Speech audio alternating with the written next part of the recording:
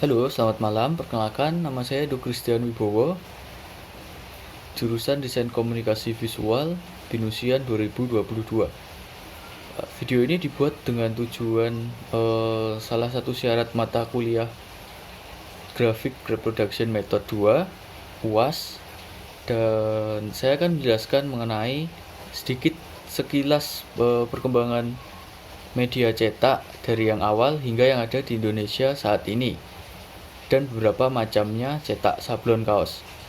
Nah, langsung masuk ke yang pertama, yaitu penemu media cetak pertama adalah Johannes Gutenberg pada tahun 1455 di negara bagian Eropa. Perkembangan awalnya terlihat menggunakan daun dan tanah liat sebagai medianya. Kemudian Gutenberg menggunakan temuannya untuk mencetak Bible. Dan teknologi yang ada saat itu sudah mendorong peningkatan produksi buku menjadi hitungan yang banyak.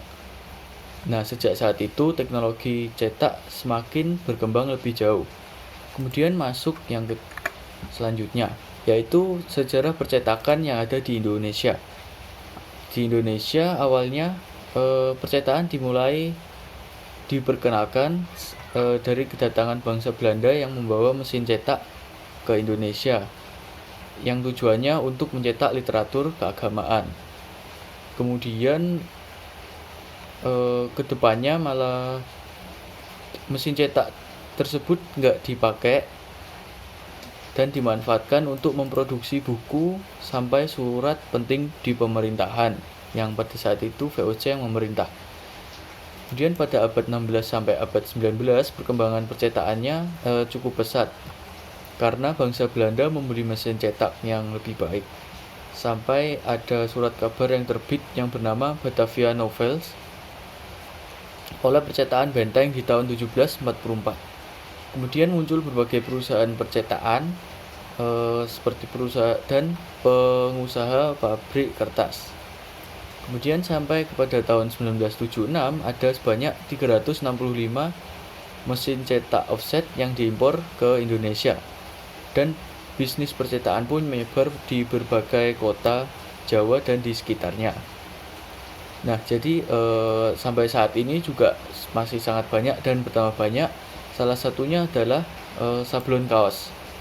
Dan sablon kaos yang banyak dijumpai di tempat percetakan saat ini adalah seperti berikut: sablon rubber, sablon pigment, sablon super white, sablon plastisol, sablon flocking, dan sablon DTG.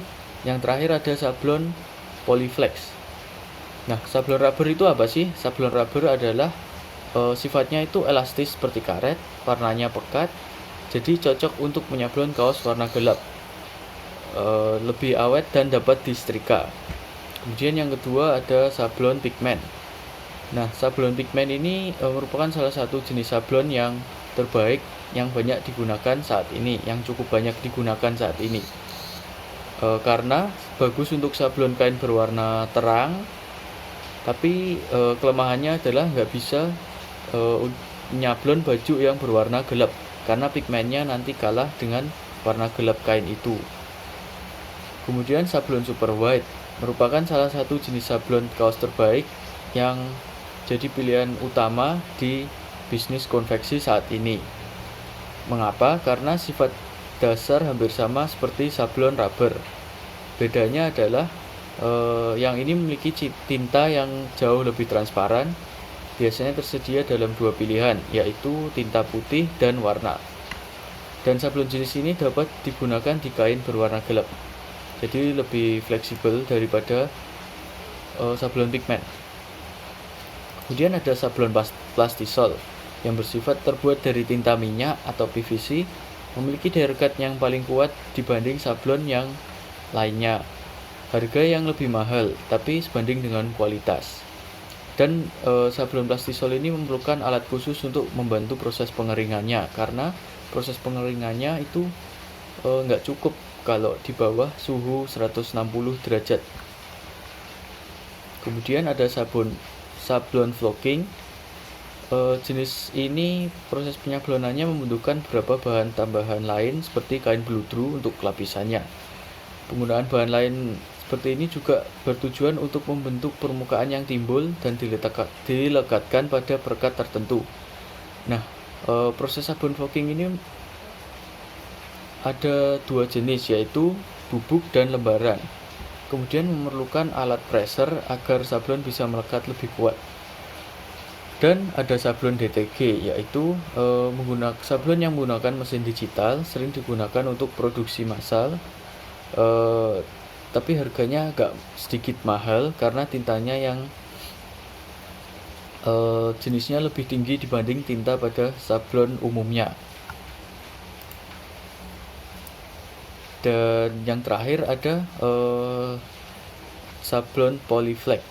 Nah, Polyflex ini juga memiliki beberapa kelebihan, yaitu cocok untuk kaos satuan, jadi harganya dapat ditekan jika ingin mencetak satuan. Kemudian waktu pengerjaannya nggak lama, dan hasil sablonnya itu bagus walaupun prosesnya itu sebentar, mungkin 3 hari sampai 4 hari.